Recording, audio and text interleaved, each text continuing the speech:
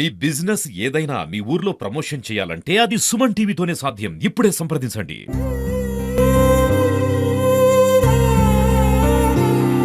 నలుగురు కొట్టి ఊరి పెట్టిండే అయ్యా, 7 లక్షల కట్నం ఇచ్చిండే అయ్యా.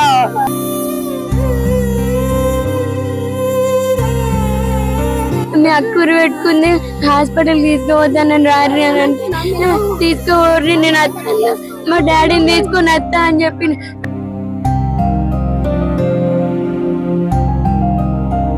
12 తులాల బంగారం తెచ్చిన నా బిడ్డకు.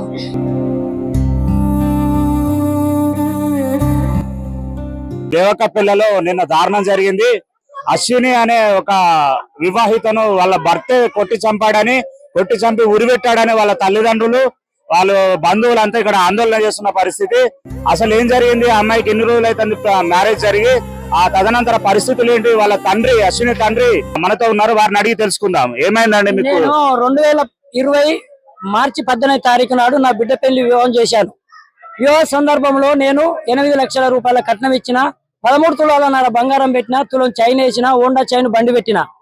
పెళ్లి అయిన తర్వాత ఇంటి ముంగట నేను రేకుల సెట్ వేసి నా అల్లునికి నా బిడ్డకు షాప్ పరపతి నడిపించడానికి ప్రయత్నించిన. గ్రామ పంచాయతీలో పర్మిషన్ తీసుకొని షాపు నడిపియంగా నా అయ్యపురాలు గొడవ దిగి షాపును మూసివేసిన తర్వాత ఇక్కడ సర్పంచ్ సమక్షంలో పంచాయతీ జరిపించిన 2 సార్లు. సర్పంచ్ సమావేశంలో పంచాయతీ దిగకపోతే బెజ్జంగి పోలీస్ స్టేషన్ లో పంచాయతీ జరిపించినాం. 4 సమక్షంలో పంచాయతీ దిగినాక షాపు నా అయ్యపురాలకు నా అల్లుతోటి పేపర్ రాసి షాపు వాళ్ళకి అప్పగించడం జరిగింది. తదనంతరం ఇల్లు రిజిస్ట్రేషన్ 2 గుంటల జాగా ఇచ్చిన తర్వాత ఇక్కెంచెల్లని వీళ్ళను కదిలించి అప్పుడు నా బిడ్డకు కడుపులో బాబ జన్మించిండు. నా మనమడు 2021 మార్చి 18వ తారీఖు జన్మించిన తర్వాత అప్పుడు బాగోగులు వాళ్ళను 3 సంవత్సరాల దాకా మంచి చెడ్డలు నేనే చూసుకున్నా. అప్పటి నుండి కరీంనగర్లకు వీళ్ళని ఇక్కడ తరలించి అక్కడ జీవనోపాధి కోసానికి మొత్తం బత్తెంతో సహా సర్వ విధాలుగా అల్లము, ఎల్లిగడ్డ, ఉల్లిగడ్డ, మంచి నూనె, కారపొడి, బియ్యం కూడా అక్కడ పెట్టి లెంటుకుంచి ఆటో కొనిచ్చాను నా అల్లునికి. కొనిచ్చిన తర్వాత నా అల్లుడు ఆటో బియ్యం గట్టగా నానా రకాలు నా బిడ్డను బాధ పెట్టుకుంటా, హింసించుకుంటా, సెల్లుల ప్యాకాట ఆడు మొదలు పెట్టి నా బిడ్డ మీద 3 తులాల గోల్డ్ కూడా అమ్మిండు. అమ్మి కూడా నా బిడ్డను నానా రకాల హింసించినాక నేను తీసుకొచ్చిన నా ఇంటిలో చదువుకున్న తర్వాత నా అల్లుడు రాకపోతే నేను చస్తా, నేను బతుకా, నేను ఉరి పెట్టుకుంటా, నేను మంద సత్తా అంటే నా బిడ్డను బుధవారం నాడు సాయంత్రం నా బాయికాడికి పోయిన తర్వాత నా బిడ్డ వచ్చిన తర్వాత బుధవారం నాడు బిడ్డ వచ్చింది. సాయంత్రం 6 గంటలకు, బేస్తారం లేదు, శుక్రవారం లేదు, శనివారం నాడు రాత్రి 9 గంటలకు నా బిడ్డను ఫోన్ చేసి అడిగితే, బాబు ఏం చెప్తాను అంటే, నేను బాబు శనివారం ఒక్క పొద్దున్నా నా బిడ్డను ఒక్క పొద్దుంటే మరి ఏం చేసుకున్నావు అంటే, నేను చపాతి చేసుకుంటానా, పిల్లలు ఏం తినిపిస్తానంటే కోడిగుడ్డు ఆమ్లెట్ వేసి తినిపిస్తా బాబు అన్నది.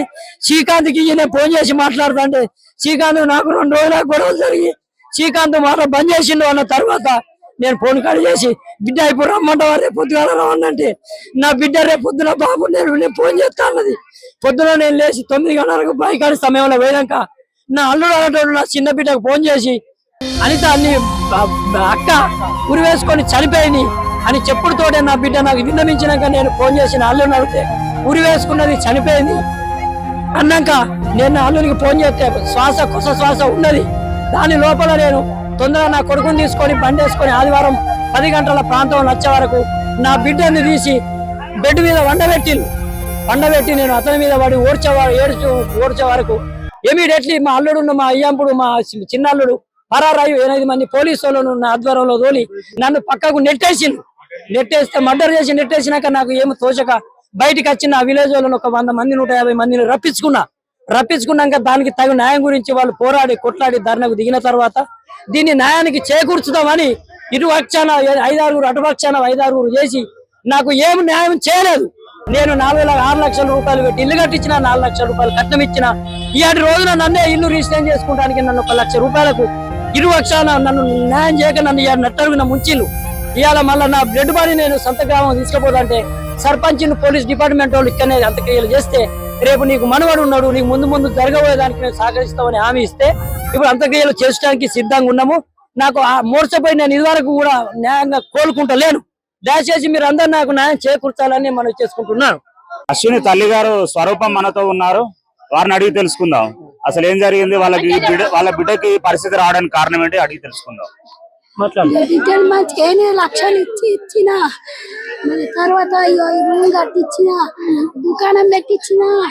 ఆ దుకాణం గుంజుకున్నారు. దుకాణం గుంజుకొని వెళ్ళగొడితే నా ఇంటికాడ 2 ఏళ్ళు సాధిన పిల్లగాడు పుట్టినాక గుళ్ళపల్ల కాడు ఉంచిన కిరాయి కట్టి మళ్ళీ ఊరిక తిరుగుడా అని అక్కడ ఇల్లు కట్టించిన. అది ఎట్లా పంపున్నది 8 లక్షలు పెట్టి ఇల్లు కట్టించిన ఇంకా దేవాలని 12 తులాల బంగారం తెచ్చిన నా బిడ్డకు. బంగారం తిన్నాడు, అన్న అమ్ముకున్నాడు. నా బిడ్డను జాగొట్టి ఇంకా కట్నం లేపో అని నేను ఇల్లు కట్టుకున్నాను. అప్పుల పాలైనా అని నా బిడ్డ కొంచెం ఫోన్ చేసి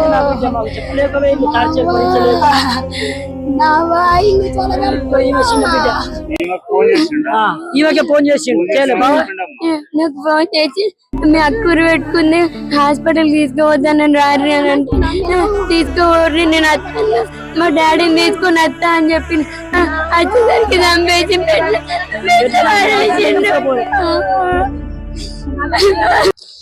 బెజ్జంకి మండలం దేవకపల్లిలో దారుణం చోటు చేసుకుంది. అశ్విని అనే వివాహిత నిన్న సాయంత్రం అనుమానాస్పద స్థితిలో ఉరివేసుకొని చనిపోయిందని తెలిసింది. వారి యొక్క భర్త శ్రీకాంత్, అశ్విని వాళ్ళ చెల్లె వారిది సుందరగిరి. ఆ అమ్మాయికి ఫోన్ చేసి మీ అక్క ఉరి పెట్టుకున్నది, ఇట్లా చనిపోయింది అని చెప్పి ఫోన్ చేశారని చెప్తున్నారు.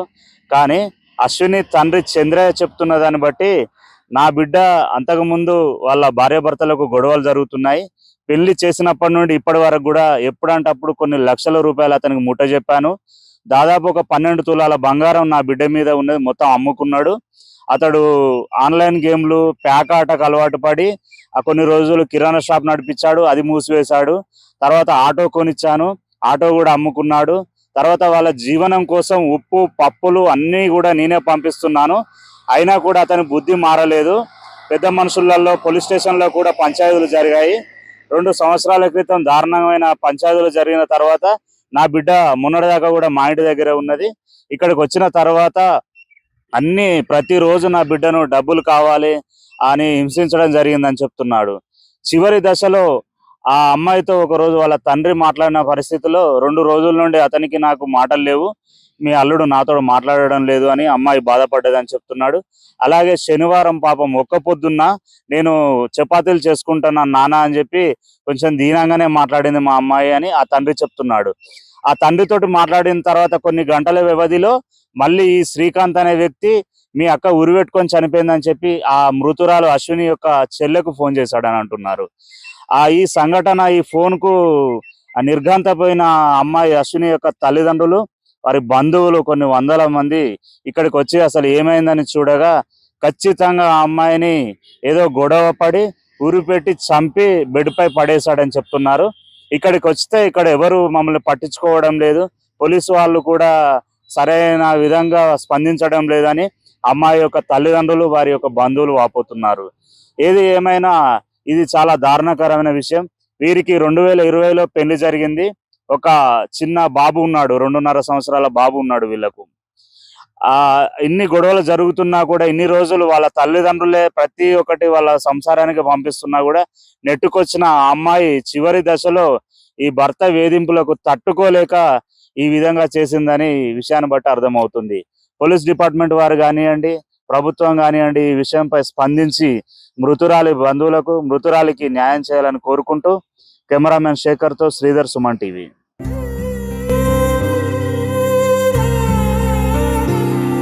నలుగురు కొట్టి ఉరి పెట్టిండే అయ్యా, 7 లక్షల కట్నం ఇచ్చిండే అయ్యా.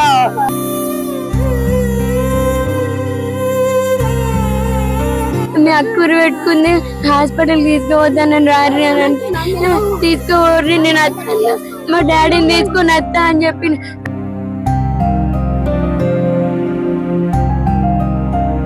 12 తులాల బంగారం తెచ్చిన నా బిడ్డకు.